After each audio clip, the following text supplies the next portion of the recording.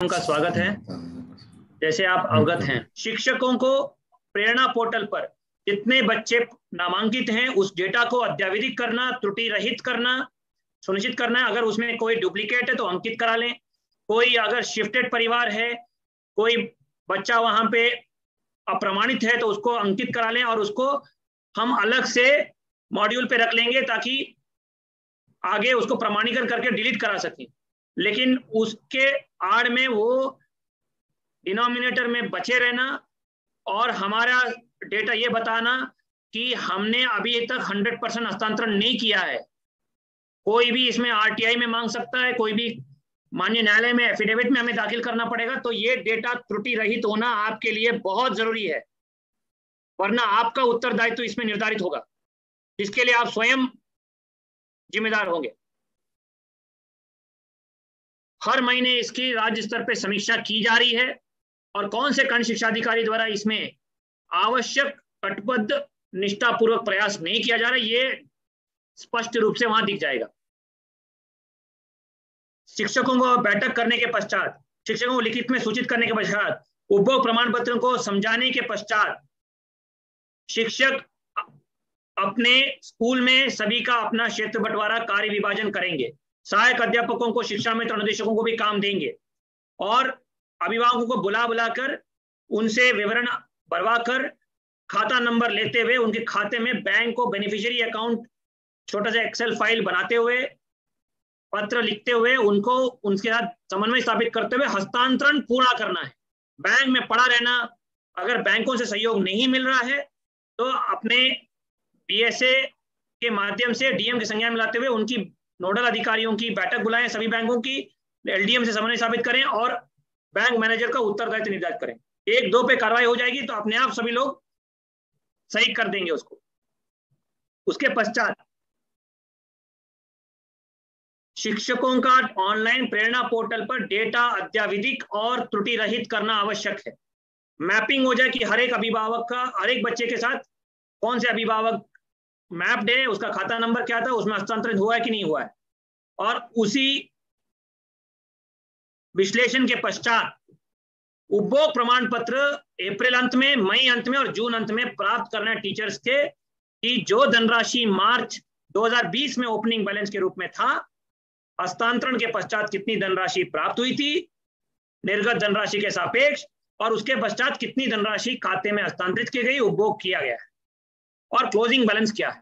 यह उपभोग प्रमाण पत्र आप ऑनलाइन अंकित करेंगे और स्कूल वार खंड शिक्षा अधिकारी द्वारा दिन में कम से कम 2-3 घंटे बिताते हुए कंप्यूटर के सामने स्वयं बैठते हुए निरीक्षणों का जो फीडबैक आ रहा है वो सब देखते हुए 100% उपभोग सुनिश्चित कराना है। इतना इंपॉर्टेंट, गहनता वाला काम है, संवेदनशील काम है, महत्वता का काम है। कहीं पे भी इसमें शिथिलता या अनियमितता बहुत भारी पड़ेगी और हम बाध्य हो जाएंगे। जैसे मैंने कहा 2300 करोड़ रुपए की धनराशि का मामला है। कृपया करके इसमें पूरी मेहनत के साथ 100% अगले इसी माह के अंत तक इस धनराशि का 100% उपभोग सुनिश्चित करें। शिक्षक घर पे होम विजिट करें, अभिभावकों को बुला लें जिनसे संपर्क नहीं हो पा रहा है या जो डेटा सही नहीं है उनको अंकित कर दें ताकि हम अलग मॉड्यूल में उसको रख लें और 100% बच्चों तक पहुंचा दें। न्याय पंचायतवार संकुलों की जब बैठक करेंगे उसके पश्चात एडेड स्कूल्स का अलग से बैठक करनी पड़ेगी। इसके लिए मैंने निर्देश दिए हैं तो उसको 100% सुनिश्चित कराइए। प्राधिकार पत्र आचार संहिता के बाद आप प्रिंट करा के उसमें बंटवाइएगा और खाद्यान्न जैसे गत वर्ष में आपने किया था वैसे ही आवंटन एवं वितरण सुनिश्चित करा लीजिए।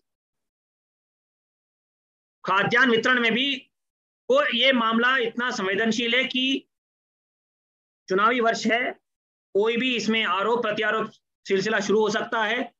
प्रधानी इलेक्शन में के बाद भी बहुत सारी शिकायतें इसमें शुरू हो सकती हैं।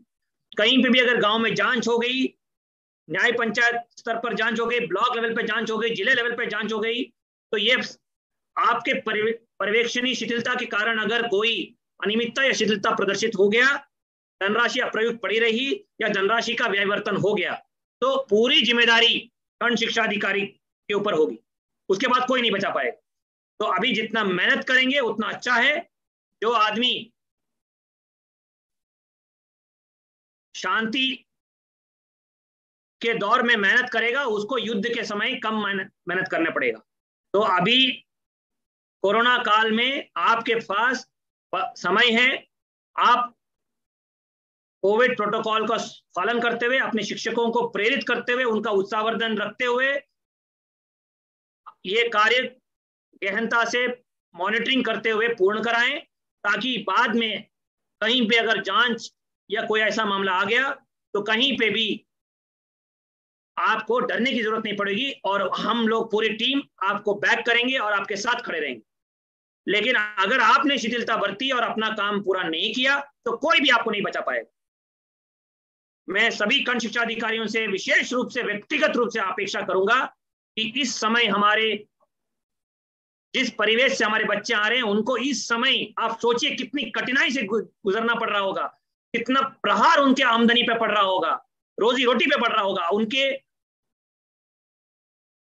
उनके पोषण लेवल पे कितना बड़ा नुकसान हो रहा होगा।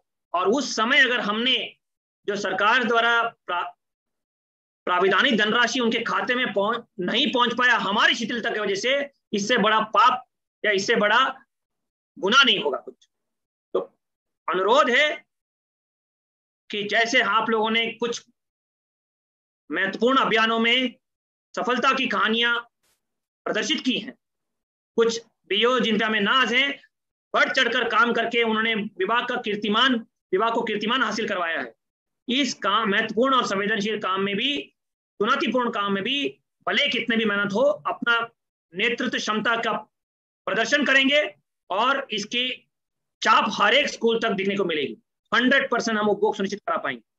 और अगर इतना कर पाएंगे तो इस साल भी भारत सरकार को हम ऑनलाइन प्रदर्शित करते हुए इतने ही धनराशि या इससे अधिक धनराशि प्राप्त कर सकते हैं और हमारे बच्चों को पोषण लेवल और हमारे गरीब परिवेश से आ रहे बच्चों के परिवारों के आमदनी में हम कर पाएंगे। 2000 रुपए के आसपास हम लोग एक खाते में बेच पा रहे हैं, खाद्यान्न वितरण कर पा रहे हैं। ये एक बहुत बड़ी उपलब्धि है।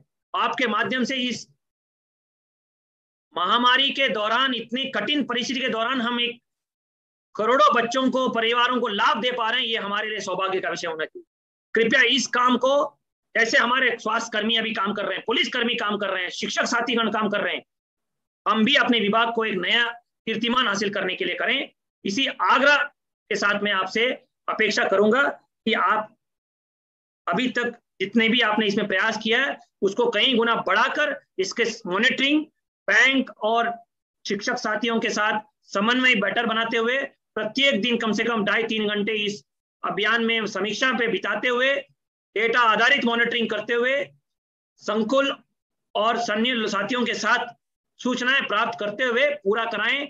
हर एक स्कूल का ब्यौरा आपके हाथ में होना चाहिए, आपके डायरी में होना चाहिए कि यहाँ पे ये काम हो रहा है, ये काम नहीं हो रहा है। जहां नहीं हो रहा है गाड़ी लेके पहुंच जाइए वहां पे और व्यवस्था बना लीजिए।